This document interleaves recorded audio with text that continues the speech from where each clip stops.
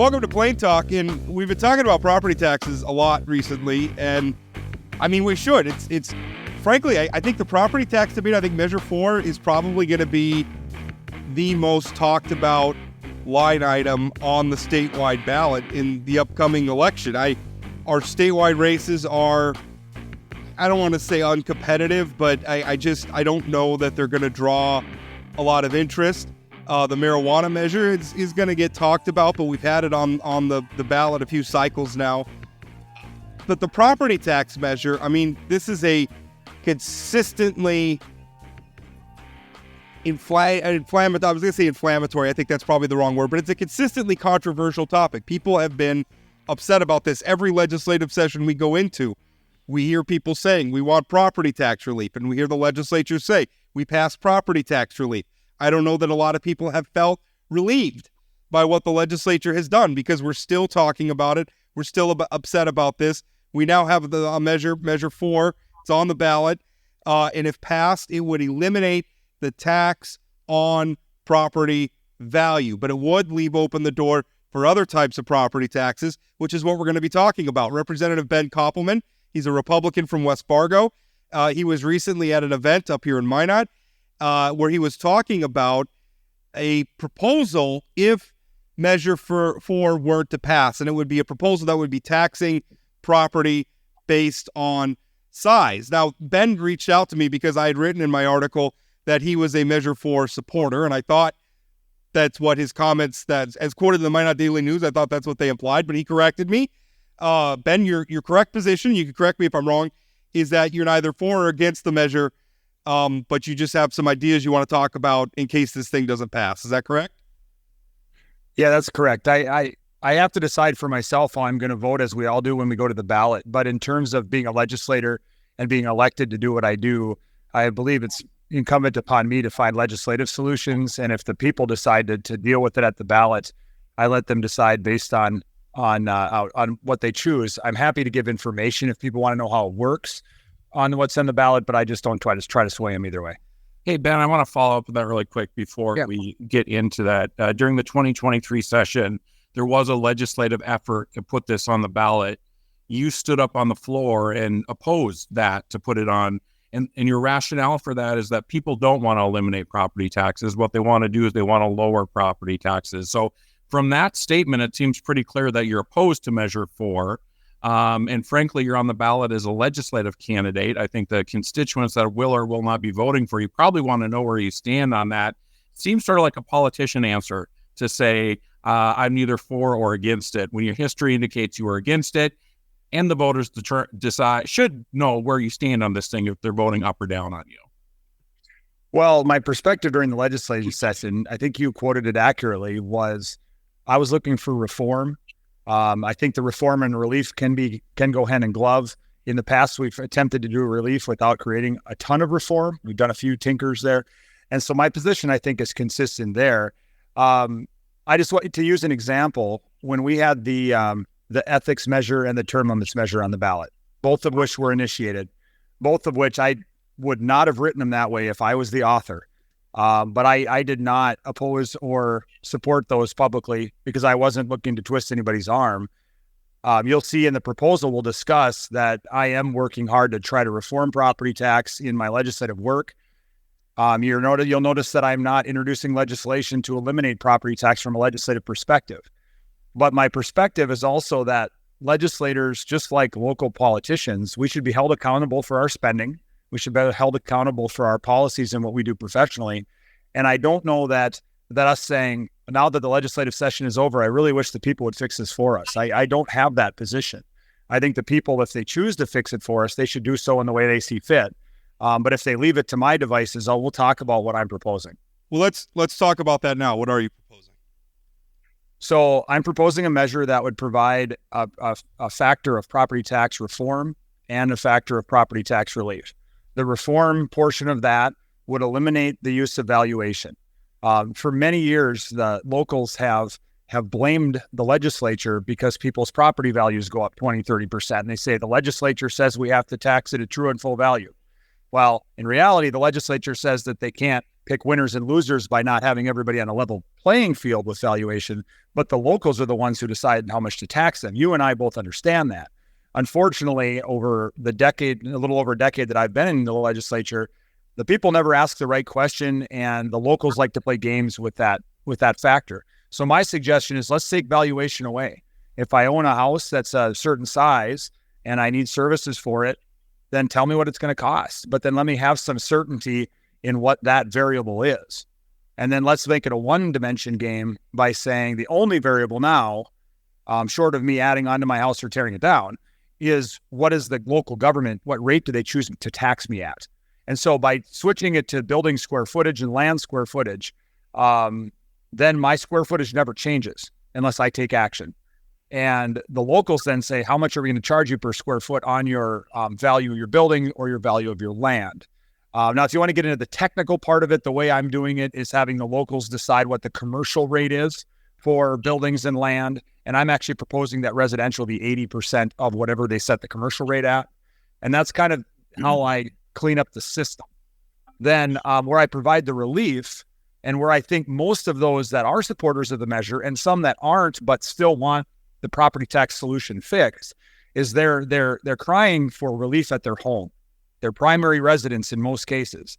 And so what I'm proposing is having a homestead tax credit for everybody. No income caps, no military service disability requirements like in some of the systems we have now, no age caps or limitations, but simply saying, you know what, we recognize that a young family of 22 probably needs the relief as much as maybe some 65-year-olds do.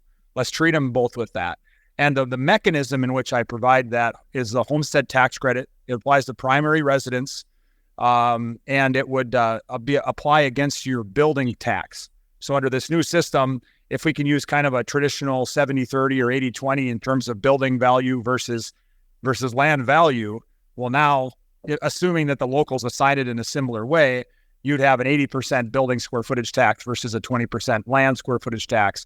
And this homestead tax credit would essentially alleviate your building tax, providing between 70 and 90% tax relief for primary residences on their own home and not sending a nickel out of state. So there's a lot to unpack there. And so I'm going to start with one of the things that proponents of Measure 4 say is that local political subs could already do this. They could already do that. Is that true? Or does the legislature have to give them the ability to tax by square footage instead of assessed value? I thought, Chad, that maybe there was some legislative change to allow that would be required, and there might be some small things that have to be done. But in some of Rob's comments on some of his other articles and such, I believe at least to some degree, they could tax by either parcel or street frontage or square foot or some measurement strategy right now without using the ad valorem system. I think the ad valorem system provides them the limits by using mill rates and valuation and that kind of whole system. But could they simply say every single parcel is going to pay $100 a month? I think they probably could. They do it with a water bill. And you say, well, you don't have to have a water bill. Well, actually you do, because in order to have a certificate of occupancy, I'm a construction guy, in order to occupy your house, you have to have potable water and sewer, which means you need to have a water meter, which means you get a bill. So I think they could do it now, to some degree at least. So I want to talk a little bit about the fairness of what you're proposing here. I work in downtown Bismarck and just live north of here. And every day on my way home, I drive by this big old house that is beat to hell. It's old. It needs somebody to buy it and spend a bunch of money to invest in it. So under this proposal, that house would be paying the same in property taxes as a house in North Bismarck, same size, built beautifully, that somebody just bought for $1.5 million. That's the way this system would work, is that no matter what shape the building is in, no matter the value of the building, no matter, they're taxed the exact same. Is that correct? That's correct. And let me explain why. There is no correlation, at least not like down to a microcosm correlation between the bigger house I have, the more I can afford in taxes. Now, of course, the assumption is if you have one of the bigger houses that you can afford more, you must make more because you can make bigger payments. Well, in my world, how did I work on trying to get my house paid for? I in my case, I built one, but in some cases I bought them as well. I buy a house and I live there for a while and the market appreciates and I sell that house and I move up. As I increase my equity, my payments don't necessarily increase as I step up if I do it responsibly with my house. So I could have the same relative income, maybe adjusted for inflation, of a normal middle-class guy, but eventually be in $1 million house if I play my cards right. So the question is there some sort of deterrent that I shouldn't be able to move up because I can't afford the taxes, when in reality, I'm just being a good steward of my money and I'm not making maybe an obscene amount of money. But the system assumes I'm making an obscene amount of money so I can pay an obscene amount of tax. And so that's the relationship. Doesn't that then make that house just north of my office unsellable?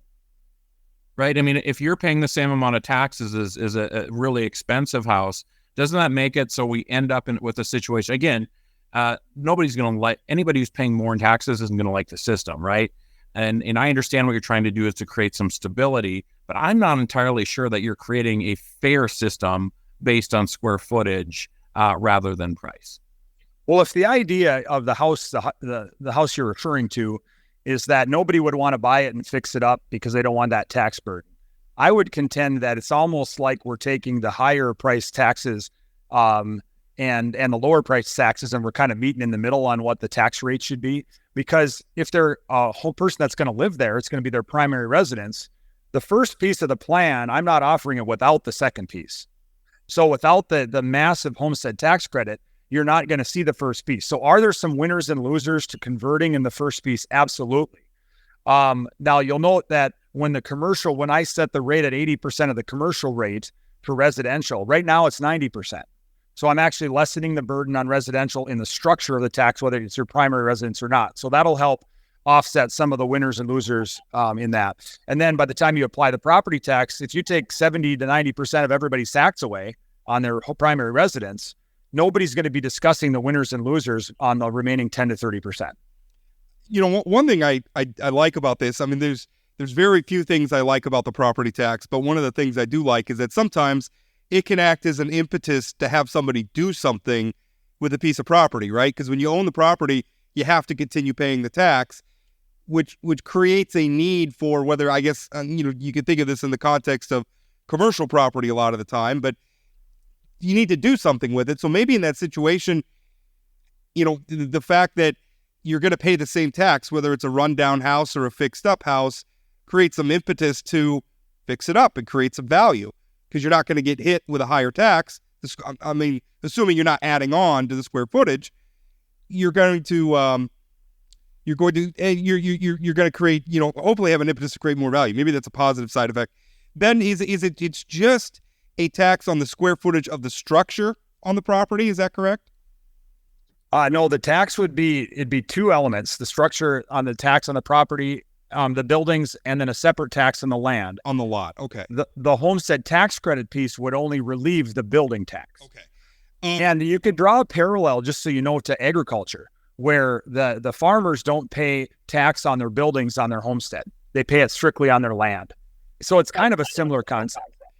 So the other thing that has some appeal to me, because I think one of the things that really frustrates people about their property tax is we get these kind of ghost increases, right? Like if we're going to adjust the income tax, then we're going to set the specific rates, right? Or if we're going to adjust the sales tax, you go in and you set the rate. With property taxes, we're controlling two sides of the equation. That the government comes in and assesses what your property's worth, and then they assess mills, basically a tax rate against that value. And so I really like the idea of kind of taking value out, because I think where a lot of people are frustrated is their property tax bill is going up based on unrealized gains, which is where, the house that I live in is probably going to be the house that I die at. I am probably never going to sell this house while I'm alive, because we're in our forever home. We don't have any plans on leaving. So whatever appreciation this house has during my lifetime, Rob Port's never going to see. Until somebody sells it and realizes that value, I'm never going to see it. So yeah, it's great that my home is worth more. It doesn't really benefit me in any meaningful way during my lifetime. And yet, because of that, my tax bill goes up. I think that's what drives. I can speak to that a little bit because I think that is a big part of the frustration here is people who own property or own their homes tend to own it for a long time. And when they do, and they see the value going up based on something that's not tangible to them, or no, I say the value, when they see their tax bill going up based on value that's not tangible to them, this is frustrating. Speak to that a little bit. Okay, well, I think if you think of a principle, regardless of our opinions in politics as legislators, whether we're more conservative or more liberal with the way we think government should spend money, I think most of us have a similar value system when it comes to what we want our family, our household to do and what we want our kids to do. We want them to be responsible for their money. We want them to budget. We want them to plan for the future. We want them to save for retirement, all those things. Well, all those things are based on calculations and some certainty in things, or at least some logical estimates that you would say in things. And property tax is by far the most unpredictable variable in people's lives when they plan for their future. And if you look at the system that I'm proposing, even those that own rental property that don't get the homestead tax credit because they're not dwelling there, they do get the certainty of how it's going to unfold somewhat for the next 10 years. Because if the local political subdivision comes in and says, we're raising the rate 30%, people are going to come unglued. So it's a way to keep them accountable. And to your point, you've made in other circumstances, you said this is a spending problem. Well, one of the ways to keep locals accountable is by making it as simple as possible to hold them accountable. Well, yeah, and I agree with you. That's what I'm sorry, I don't mean to interject, but I think that's a really important point because I want to get it down to where if we're going to have a debate about local property taxes, I mean, it could be that the increased spending that the locals are doing is warranted. I mean, maybe there's a real need. That answer is going to depend on who you are and where you live.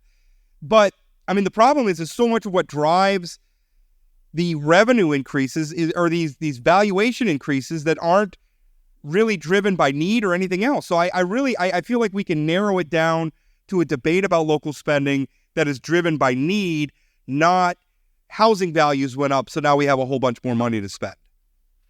Yeah. Well, I think to your other point that you were bringing up about the you're never going to realize the equity gain in your house because you're never going to sell it. Well, the only time people want equity is if they're going to borrow against their house or they're going to sell it. Right. And so for the most part, people don't care if it's going up unless they're on some sort of a ladder that they want to climb to use the equity.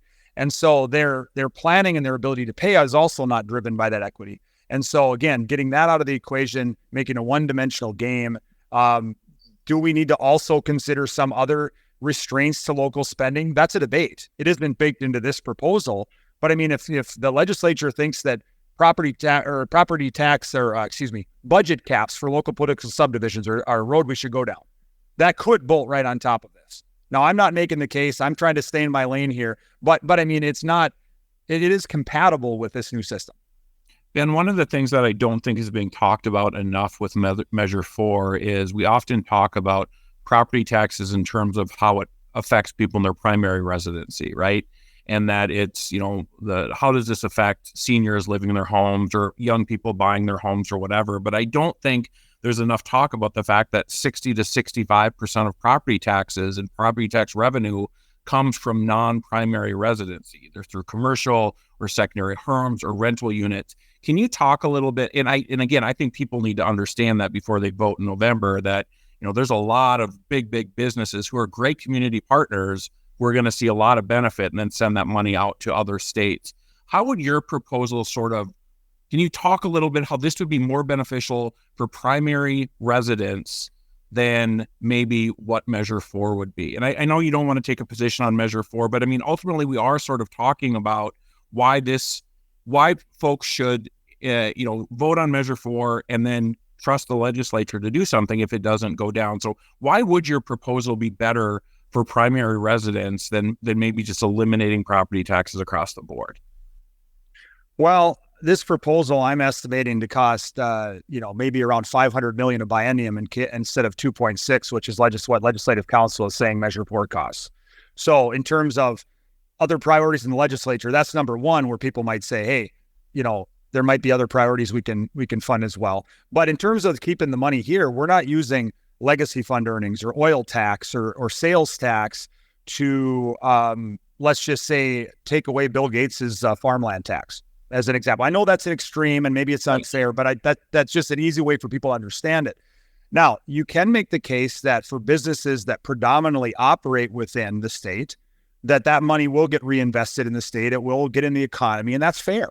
But I would contend that under this plan with the primary residence, you can almost guarantee the money stays in the state. I mean, I suppose they could spend a little bit in Moorhead or East Grand Forks, but for the most part, it's staying in the state, and it's building the net worth by not having it taken out through taxes of each of those individuals that will own businesses in the state.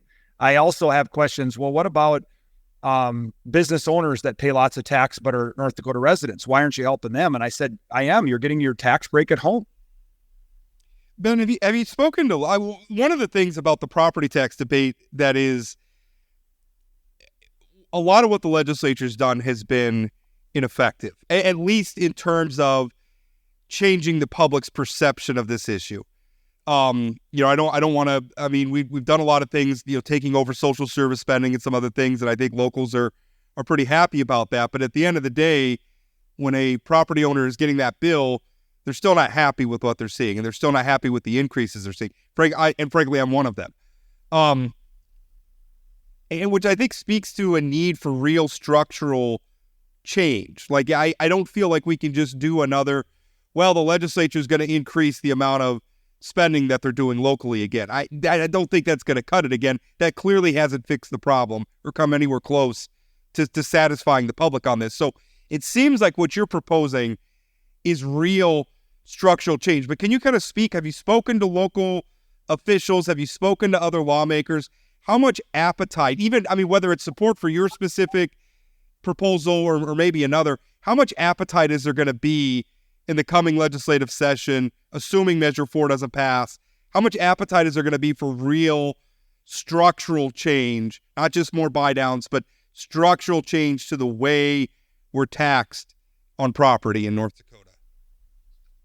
Well, I think at the local level, most of what I hear is sort of ambivalence to it. If it doesn't make their job too much harder, and as long as the state's replacing the revenue on the Homestead Tax Credit, maybe they're not as, too concerned about the change, maybe concerned about the reporting. I do think that they're not necessarily fully thinking about the change they would make in like their assessment department, where now the first year or two that you're doing this, you got to go out and make sure everybody's square footage is correct so you can tax them properly. That's going to be the first thing to do. But then once that's done, I believe they're able to redirect some of those resources, much like some of the proponents of Measure 4 are saying with those same individuals. They can redirect some of that effort where they're not constantly going in and visiting a house and trying to keep changing its value, but say, okay, we know that house is 2,000 square feet and we know it's got this much land and we're done. And now we can go work on something else. So they have some efficiencies in government that way. You drain some of the subjectivity out of it as well, because going in and saying, what this he refinished the bathroom, right? And it looks a lot nicer now. It gets a little subjective. It's a little hard. And there's by the way, it's not just them going in and doing the assessment. There's a whole dispute process where people don't like their assessment and they go in and they challenge it, and there's an appeal process and all that. That all costs time and money as well. But if you're just taking measurements, that's just math. There's not really a need to appeal the math, because you measure one side, you measure the other side. That's the square footage. We're done. Well, and the worst case thing you would do in the case of something with math where you don't agree is you'd simply just agree to have a third person take the measurements, right? I took mine, the assessor took mine, and they don't seem to add up. So we talk to the city and say, hey, could you send another guy out to double check this? And that's it. You can't argue math into the ground when it comes to square footage.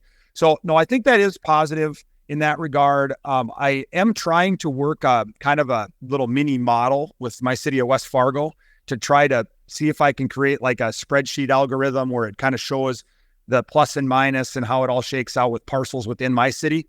I don't have that yet, but hopefully as we get closer to session, I'll have something like that. Ben, you've been in the legislature, I think, since 2013. Is that correct? 10 years? Yep. I actually got elected the same cycle in 2012 where Measure 2 failed. Okay. And this issue around property taxes is not new. I remember it going back to 2006. So you've been in the legislature for 10 years. There's been these efforts to lower property taxes, but no real reform. Last session, you sponsored several bills on transgender athletes, guns, and some of the social issues. Have you ever sponsored a bill that would reform property taxes during your 10 years in office, and why now and why not in the past? Well, to start with, the answer is yes. I've sponsored several bills and co-sponsored even more bills that deal with different types of caps on increases in taxes. My initial approach was protecting you at your individual house level, where it says my taxes can't go up more than 3% in a year without a vote of the people. Later, I became supportive of some of the efforts to cap budgets just because it was more workable in the system. So I have been involved in that. I've been involved in trying to reform the way locals spend by having the local offices become partisan, or at least be able to state on the ballot, these are my values. I consider myself a conservative or libertarian or whatever. I've sponsored bills that would have reformed how special assessments work. We haven't even talked about that, but in my community, both Fargo and West Fargo use special assessments extensively, as does Horace to our south. And West Fargo has become probably the second most indebted city per capita next to Williston in the process.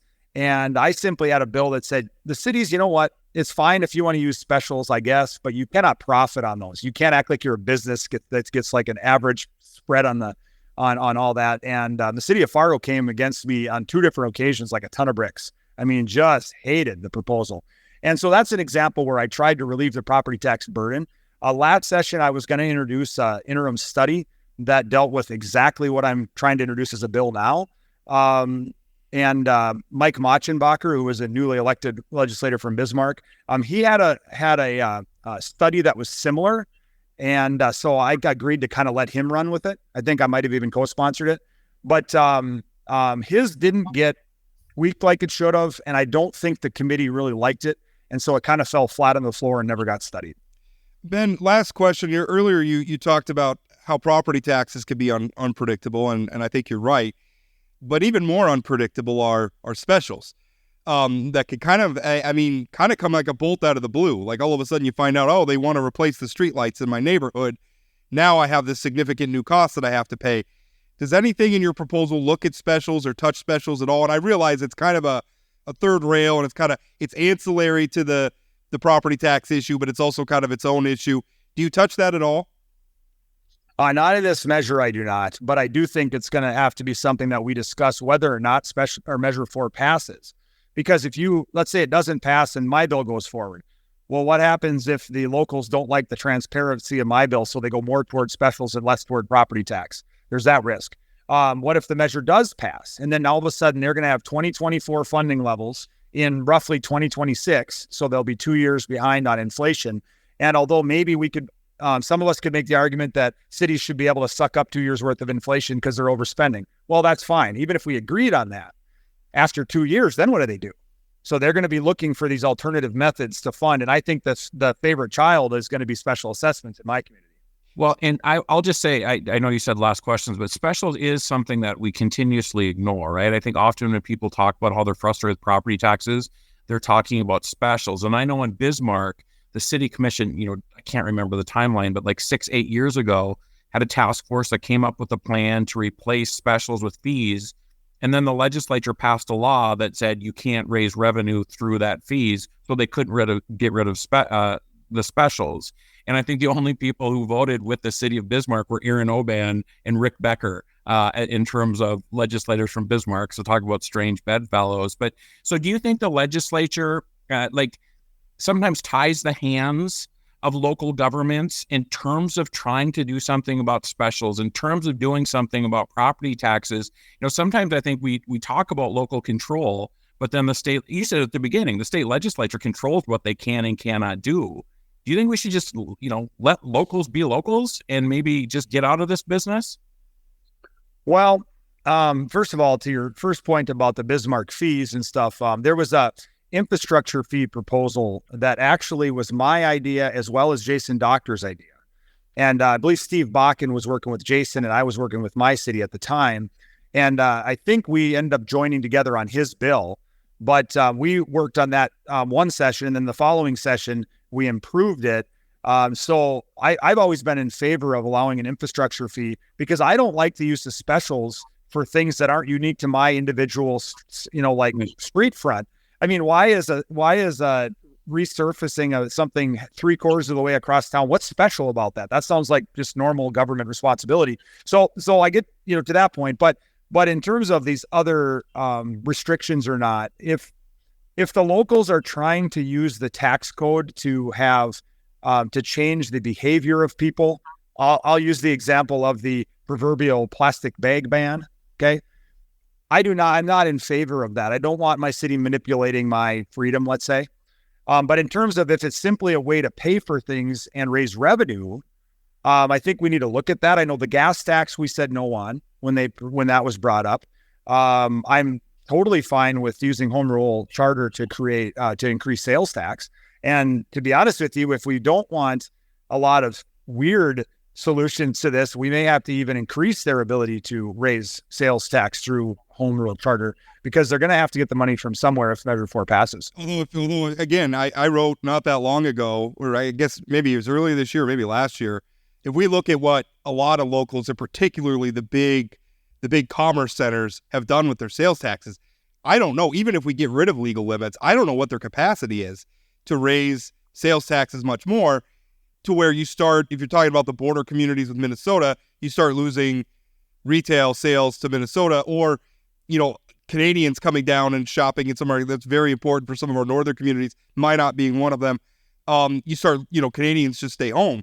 So I don't know. But to your point, I think one thing we kind of talked about this, your proposal, in the context of what we would do if Measure 4 fails. We should remember, if Measure 4 passes, we could still do this. Measure 4 doesn't touch this. And again, the legislature might have to do some things to make it possible for locals to do it. But everything that we're talking about is still on the table if Measure 4 passes. All right, we'll end it there. Ben, thank you so much for your time. Thank you for having me. The cold cases you see at the Vault have captivated readers across our region for years. At the Vault podcast, our team of professional reporters takes you further into those stories with new interviews from family members, investigators, and experts. Check out The Vault at inforum.com/The Vault and subscribe to The Vault wherever you find your podcasts. Welcome back to Plain Talk. Just finished up with Representative Koppelman. And I'll be honest with you, Chad, you heard me during the interview. There are elements of this I like, or at least elements of it that I feel are addressing what is some of the real problems with property tax. And I like that. I'm hoping, one of my biggest fears, I want Measure 4 to fail. Obviously, we both do. I think it's a bad idea for all sorts of reasons that we can get into. One of the things I'm afraid of is that it'll fail, and then everybody, like the impetus for doing something meaningful about property taxes will evaporate, and everybody say, "Oh, it failed again. We don't have to do anything, or we don't have to do anything meaningful." I want something big from this legislature. If Measure 4 fails, I want something big on property taxes. What Koppelman's talking about's big. I don't know if it's the right big, but I kind of like where his head's at. Here's what I'm confused by, Rob.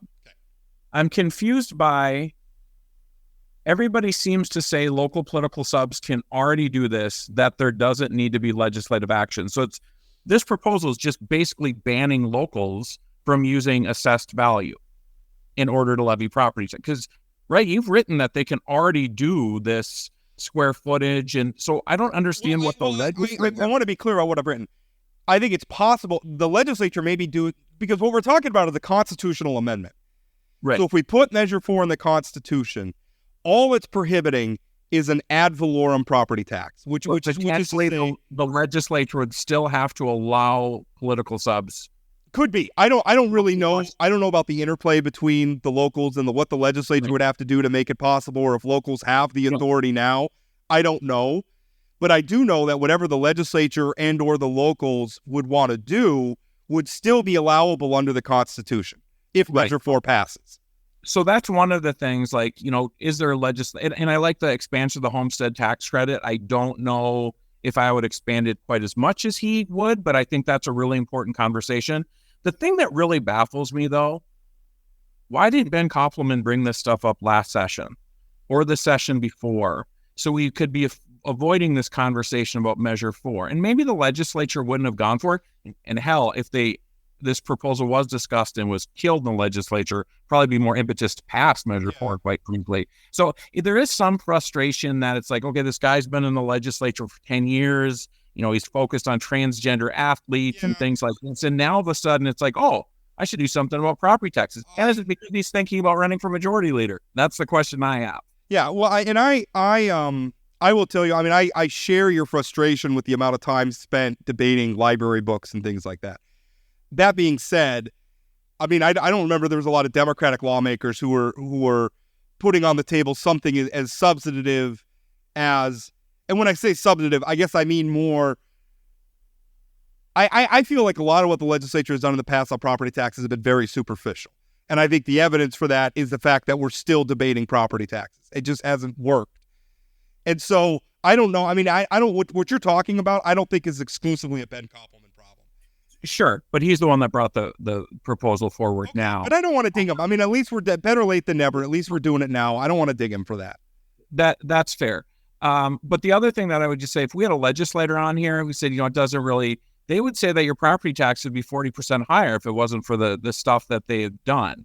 Right. And so, there is this sort of perception versus reality conversation that's going on out there. And the reality is some legislators don't want to accept the perception, that they just want to say, we've done so much, just, why can't you people be happy sort of thing. That's not going to fly anymore. Well, I agree with you. Something has to be substantially done where people really feel it. Well, we heard, when we had Representative, talking about the other side of the aisle, when we had Representative Zach Ista on, Democrat from Grand Forks, he said there's going to be an appetite for caps.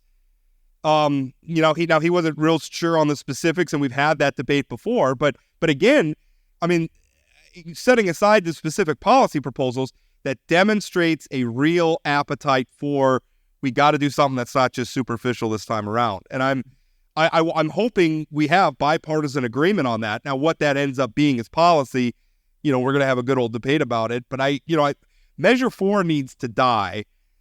And then we need to have a real discussion. And the locals may not like it. And part of the problem, would property taxes be 40% higher if the legislature hadn't done what they did? I don't know. I feel like a lot of what the legislature has done has enabled more spending at the local level, because the state comes in and they clear the decks on a bunch of the property tax bill, and then the locals come along and backfill because they have more capacity. Your property tax didn't go down because, and the thing is, you got to remember, it's all coming out of your pocket. Like, the money that the state's spending are your tax dollars, and the monies that the local's spending are also your tax dollars. And we've been able to obscure that a little bit because a lot of the tax dollars that the state's spending are oil tax dollars that we're not feeling real directly. Like, that's not coming out of our end. But the thing is, it's all in one pot, right? It's all one pot of money, and it's our money. Right. As we were talking about during the break, I was in Western North Dakota yesterday. I was in Williston and Dickinson talking to folks about this Measure 4 thing.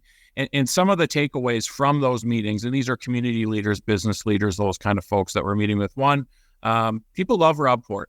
People love Rob Port's columns. They love Rob Port's. Literally somebody told me, tell Rob to not be so hard on himself. And I was like, I will not tell Rob that. I will not tell Rob to not be so hard on himself. And I think she referred to you as the best political journalist in the state of North Dakota. So anyway, people love Rob Port out there.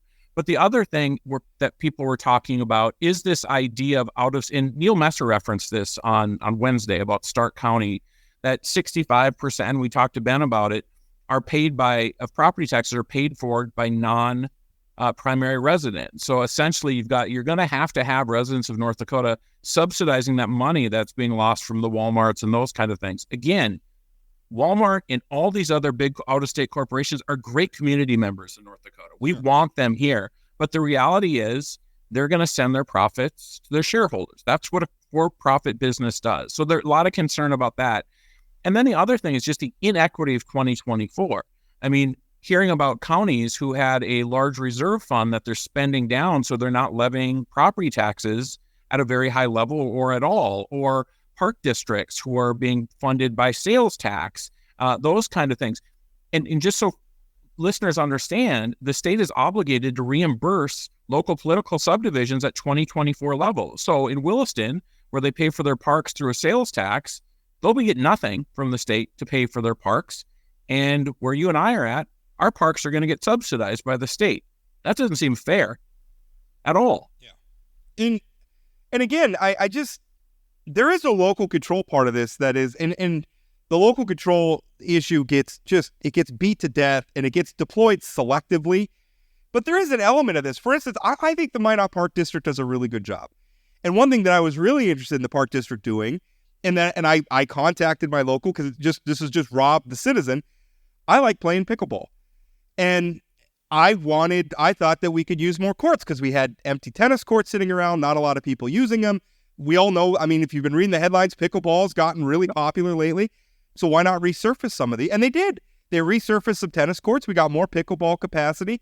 I mean, the thing is, I was able to call some local park board members and they were able to find some money and they figured, I think they did a great job with it. And we did it all locally, right? Like it's Minot taxpayers and Minot citizens and Minot elected leaders. And we made that decision locally. I really don't want to have a debate about Minot's pickleball courts in Bismarck. I just don't. And you mentioned pickleball in Williston. That's what a lot of people are talking about, that they just built new pickleball courts that people are really excited about out there, that they're sort of forward looking in terms of what their citizens need from Parks and Rec, and people are excited about it. Yeah. Yeah. And it's I mean, there's an element of here that we really do need to preserve local control. Well, you're also right, Rob, in terms of how we deploy it. I mean, I was thinking when Koppelman and I were going back a little bit on local control, we're both hypocrites when it comes to local control, right? I mean, there's some things that I'd like the state to come in and tell the locals not to do or whatever. He's the same thing. I mean, should the state be telling a local political subdivision they can't set a fee on plastic bags? I don't think that's the role of the state government, but maybe if you hate fees on plastic bags so much, that's what you think. I don't know. What constitutes good local control is often in the eye of the beholder, and it's going to vary from issue to issue, right? Like if it's something that you really find annoying, like a tax on plastic bags, then of course you want your legislature to step in and tell the locals to knock it off. You know, or you know, I mean, if you're kind of a more conservative person living in Fargo, you're probably going to appreciate your legislature a little bit more than maybe you appreciate your local government, because they're going to be maybe a little bit more left. I don't know. The local control, it is. There's a lot of hypocrisy going around on it. And I'm trying to think of an example. I'm probably guilty of it as well. But at the end of the day, your pickleball example is the perfect example. Right. Do you want your Minot legislators to go to Bismarck and one of their primary goals is to bring home the bacon for pickleball courts in Minot? No, I feel like this is an issue that we could and we did resolve locally, to everybody's satisfaction, except for some of the tennis players who were whining a little bit about losing some of their courts. But well, you know what? Then they should have been using those courts, huh? I guess they should have, right? I mean, it's hey, there's give and take. That's how it works. But I think we agree. And that's really the larger thing. Measure 4 is a bad idea. Measure 4 in that it locks in the state's obligation to funding locals at 2024 levels for all time is a terrible idea. Which isn't to say the legislature couldn't spend above that, but they have to spend at least that. But if you're a county with no taxes, or if you're a school district that's been conservative, there's a measure that will. Right. Like I feel like the measure comes along and the local governments that have been doing a good job in trying to keep property taxes low, they're going to get punished by this. And I don't think that's fair. And I also think that just getting rid of it and then leaving it up to what's going to be a rat race at the legislature. I mean, we heard the governor, or I shouldn't say the governor, the potential future governor, Kelly Armstrong, has said on this show, if Measure 4 passes, they're going to have to clear the decks for the 2025 session. Well, and even the current governor was in, I think there was a story on KFYR TV about him talking about if this goes through, everything that we've done in terms of making North Dakota a great place to raise a family and to live is thrown into chaos. And trying to figure out, I mean, he specifically mentioned economic development programs and what that would mean for economic development. Well, it's going to be tough. I think there's going to be a lot of temptation to try to use the legacy fund to solve some of this, which I think is a bad idea. Anyway. Well, and I hear the proponents talking about using the Common Schools Trust Fund as a way to fund this thing. And I don't know if people realize Common Schools Trust Fund is really a brilliant thing where we're funding much of K through 12 education on interest from the Common Schools Trust Fund. And you know what that does? It keeps our taxes low. It keeps our property taxes low. So if we start dipping into that principle, in the long run, it's going to cause our taxes to go up. Yeah. I mean, but really, I would like, I mean, if we're going to talk about reform too, I would like to see some consolidation of local governing entities too. I think one of the big driving a lot of the property tax problem is that your park district may be doing great, but your county commission's maybe not doing so great, or your city's not. And there's so many local meetings, and trying to track all of the different entities that go into making what your property tax bill is, it's too much. There's things we could do there. I don't know that we need separate park boards, for instance. Rob, in North Dakota, there's a reason why we elect like 18 different statewide officials. We like to elect people in this state. Frankly, we can consolidate some of our state agencies, right? All due respect to Thomas Beadle, I don't think we need an elected treasurer. I will not agree with you that you want to put Thomas Beadle out of a job. Should Thomas Beadle's job maybe be appointed rather than elected? Maybe, but I'm not putting Beadle in office. I feel like Treasury could be merged with the OMB office and be appointed, or tax. I mean, there's a lot of different things that we could do. We could do some things and consolidate government. And the thing is but then we won't get to elect the treasurer. Who's paying attention to the treasurer's race? It's not even contested this year. So I would say it's because Beadle's doing such a bang up job as treasurer that nobody wants to take this guy. I don't know how much Thomas Beadle has paid you to say some of these things. Well, here's what I know. I know that Thomas Beadle listens to this podcast.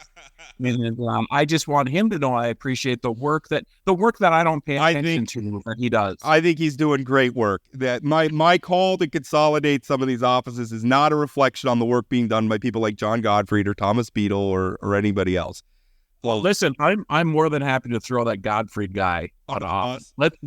Let's get rid of that guy. Big insurance, John. Literally and figuratively, because I don't know if you heard, he's the tallest insurance commissioner. No, I've heard that somewhere before. I've heard that a time or two before. I think I read it I went to the library and checked out the most recent Guinness Book of World Records, and I saw John Gottfried there. I didn't really do that. We have some, I don't even know where you could find a Guinness Book of World Records. Do they still publish it? I don't know, but the last time I saw one was probably at the Riverside Public Library back in 1984. I have a confession to make too about it took me a disturbingly long time to realize that the Guinness Book of World Records was the beer company. Really? I didn't know. You thought there was a separate Guinness, that one for beer and one for world records? I did. I thought it was like its own thing, but no, it was the beer company. I didn't know it. Also, it took me a long time. Like when you're watching the cooking shows and they're talking about Michelin stars, did you know that came from a travel guide put out by the Michelin Tire Company? I was aware, but I will say I only figured that out a couple of years ago as well. Yeah. Anyway, fun facts. We have some polling in the United States Senate race. We could talk about that a little bit. Katrina Christensen within 13 points of Kevin Cramer. Cramer, the thing about Cramer is he always seems, in the polling leading up to an election and in off years, he always seems to poll a little weaker than other Republicans. I think that's pretty normal for him, and I think it probably speaks to the fact that he's a very visible person, and he has a propensity to say some polarizing things at times, or put his foot in his mouth maybe sometimes. I don't think he puts his foot in his mouth. I think he just says what he believes, and people think it's a foot in his mouth. That's a fair way of putting it. And the thing is, it usually works out well for him. What did you think of that survey? And by the way, I should say it was commissioned by Christensen's campaign. Although I think actually it was also, I think the Trigg v. Hammer campaign and the Christensen campaign teamed up on it, but all we really have are the results. All that I have are the results in the Senate race. What did you think about that? Do you think it was a fair depiction of where that race is at? So I don't know. I mean, I think it's really hard. And the thing about polling, we're seeing this a lot in the national narrative. You can't just look at one poll. It needs to be a trend. It needs to, the average. I mean, I think we talked, 538 does a good job on the presidential races of doing sort of a average of all the polls. I think that gives you, so it's hard to say. I will tell you, as we've talked about, I think there is, particularly in the eastern part of the state, probably some enthusiasm around Democrats that we didn't see 2 years ago, 4 years ago, 6 years ago.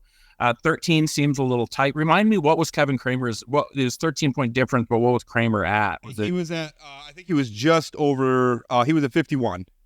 Yeah, and that's tough, right? As an incumbent, or as a challenger to somebody, the incumbent's over 50, to try to pull them back, because Cramer is so well known. So if somebody says they're supporting him now, it's going to take some work. But let's be clear. If Katrina Christensen ends up, I think she's, their campaign is running like they're going to win this thing. And so, but if she ends up in like a 58-42 race or a 56-44, that is an incredible lift for her. And if you look at these races in the past, even if it's like 60-40, that's an incredible lift and an incredible campaign that she's ran, because there's been a lot of 65-35, 70-30 races in the top of these tickets. There's been some where Republicans are getting close to 80 and Democrats are down in the 20s. Right. And so, yeah, if Katrina Christensen can get over 40%, I think you take that home as a W. I know that's not the outcome that they want. They're in this to win it, and they want to put Katrina Christensen in that Senate seat in Washington. But if she gets over 40%, I think some of the things that are going on, and you made this point really well previously, is she's raising a lot of money, but she's spending a lot of money. But there's two benefits that I think that are coming out of that. One is they're rebuilding a fundraising network that I think Democrats let atrophy in North Dakota. It seems like Katrina is rebuilding it, both in terms probably of national donors that are willing to invest in North Dakota, and also North Dakota donors who are willing to invest. I think that's really important. But the other point is that she is building momentum. I think there is a mystique around Republicans in North Dakota right now that, at least on the statewide ballot, they are unbeatable. And it's a fair mystique, because they kind of have been almost unbeatable. But she could pierce that mystique. If she can bloody Cramer a little bit and keep him out of the 60s and keep him down in the 50s, even though he's winning, I think Democrats have to take that as a W and something they can build on. Well, and I think the one thing I'd say about both Trygve and Katrina, they're everywhere, right? They're everywhere in the state. They're working hard. Katrina said on this podcast before that she learned a lot from the last race, and she's building. That when you're running a Democrat statewide and you start with a base of probably 20, 22, 24%, that's a lot of building. And so let's say it is a 58-42 race, and she has this great donor base, and she's made network, and she has a base of people who run through a wall for her moving forward. That's a great jumping off point for when maybe the pendulum swings a little bit back towards the left. And whether it's Christians, because we're going to have next cycle, we're going to have an off year for the Senate races. So I don't know if she doesn't win this cycle, and I don't think she's going. My prediction right now, Kevin Cramer is going to win, and I think that's a fair. All due respect to Katrina Christensen, that's just, I think, a fair analysis of the race right now. That being said, whether she chooses to run again in 2026, or maybe this is still something she could hand off to another candidate if that's where her mind's at. Now, she doesn't have to, but. Well, yeah, and I also think about someone like, she's young, right? And there's going to be, Hoven's not going to be there forever. Kramer's not going to be there there's just some opportunities for her moving forward. And, and I don't want to say she's not going to win, but we're all smart enough to know an incumbent Republican in a state like North Dakota, the odds are stacked up in a really, really, really tough way. Who is over 50% in Christensen's poll, who has not really spent anything yet on advertising and has 2.4 million or whatever it is sitting in his coffers. He's situated to win. Which is a pretty good indication he's not feeling very nervous if he hasn't started. And she's been on TV a little bit. Yep. But I'm not, again, I don't want to sound like I'm running down Christensen at all. She's doing a great job. She really is. And she is a much improved candidate this cycle versus last cycle. And by the way, a lot of the money that she spent has raised her name ID. I think that's one of the things I found really telling from the poll is her name ID is a lot higher. And as it's going higher, she's not running into the Rick Becker problem where more people are getting to know her and like her less. She's winning people over.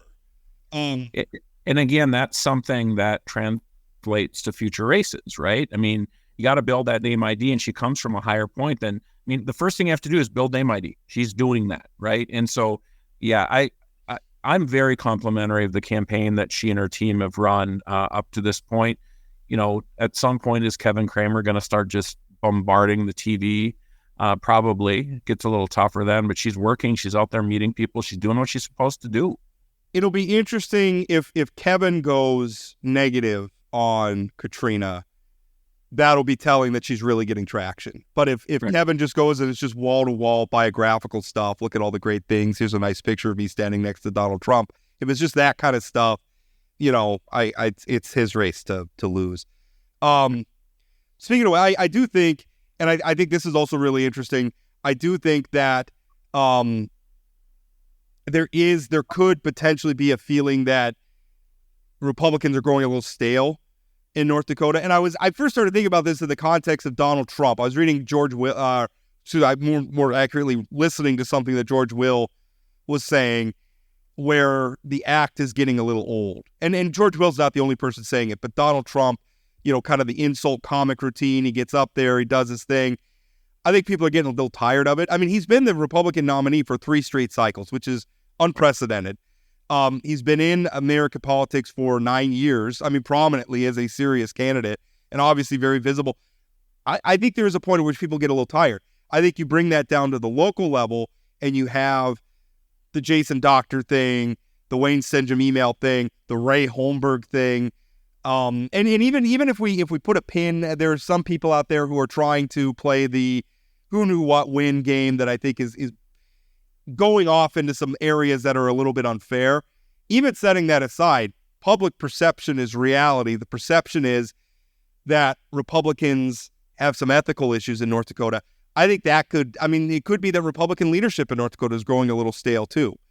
I think, I agree with all that. And I think, the fact that Donald Trump has given the same speech, this year as he was in 2016, I do agree that there's some, and then contrast with the newness of Kamala and Walz. But I want to talk a little bit about local Republicans and some of the ethical issues you talked about.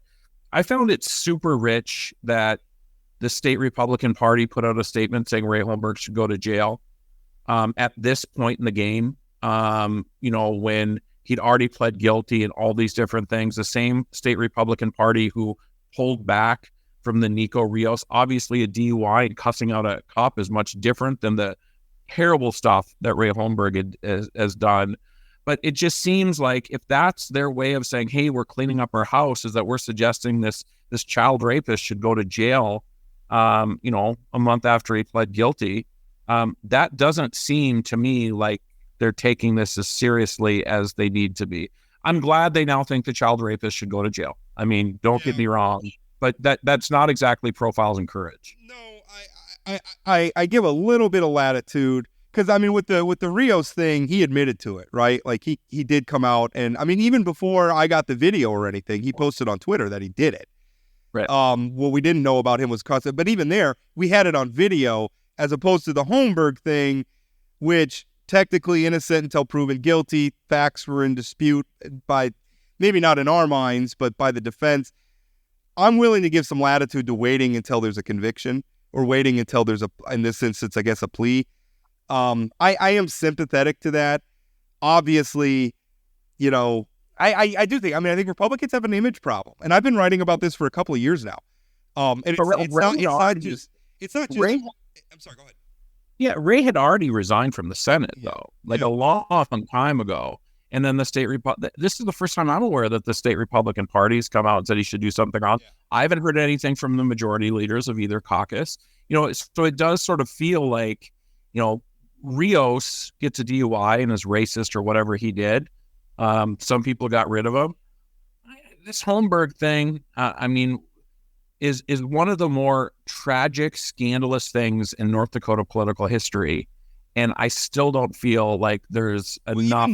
Even the things around it. You could say they didn't know what he was doing when he was traveling, but they knew he was traveling and they knew how much money was costing.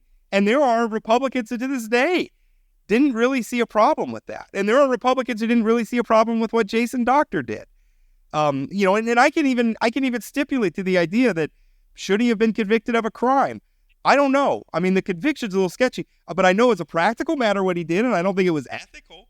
And it's not just... He shouldn't be a legislator. He shouldn't be a legislator. It's the Luke Simons issue. It's the Will Gardner issue, the candidate who got the convention endorsement over the incumbent at the time, Al Jagger, for Secretary of State, had a peeping Tom conviction.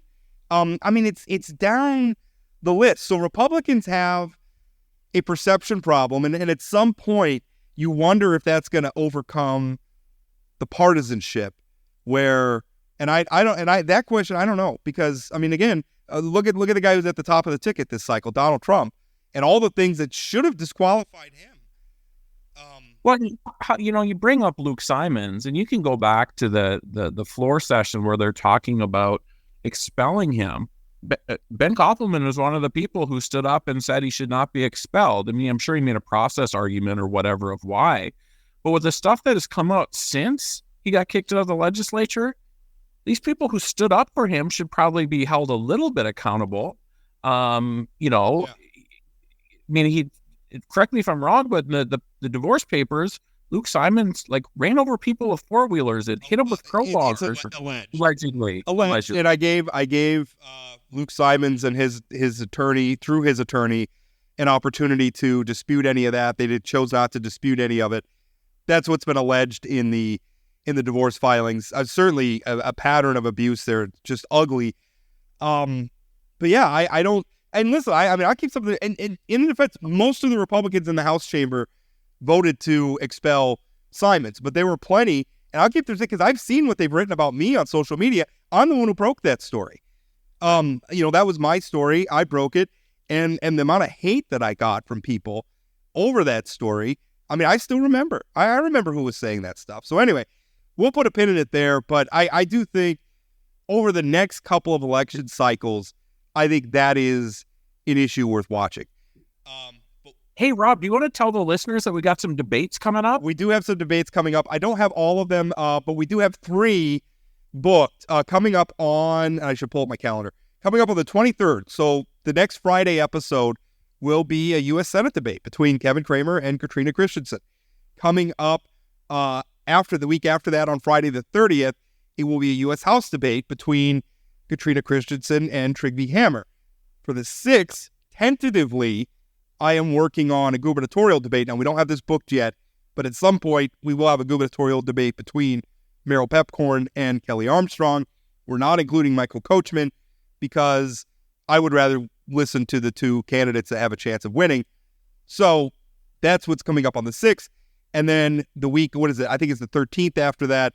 We're going to have a property tax debate between Fargo City Commissioner Tony Gehrig, who is pro Measure 4, and Bob Harms, former state Senate candidate, longtime, I don't know what you want to call him. GOP chairman, general counsel for Governor Schaefer. Yeah. Long time involved in politics, smart guy. He's on the anti-side. We'll be doing that on the 13th. And during that debate, by the way, Chad obviously working on the campaign against Measure 4. I have my feelings against Measure 4. Our role in that is not to be additional. And frankly, all of these debates, we are not debate participants. We're going to have lists of questions. My questions are going to, I am looking to probe the strengths and weaknesses of both arguments. That's going to be our role during those debates. But yes, all those coming up. I'm very excited about it. I'm hoping to have something in the news on the 19th kind of laying all this out. But yeah, those debates coming up on the podcast. Rob, I'm a little surprised Rick Becker isn't debating on the proponent side. I asked, and he said that he was willing to debate anybody, anywhere, except for this podcast. He said this is the only place he will not debate. So, people wondering why that is, you can ask him. All right, we're going to put a pin in it there. Thank you so much for listening. I appreciate it, and we'll talk again.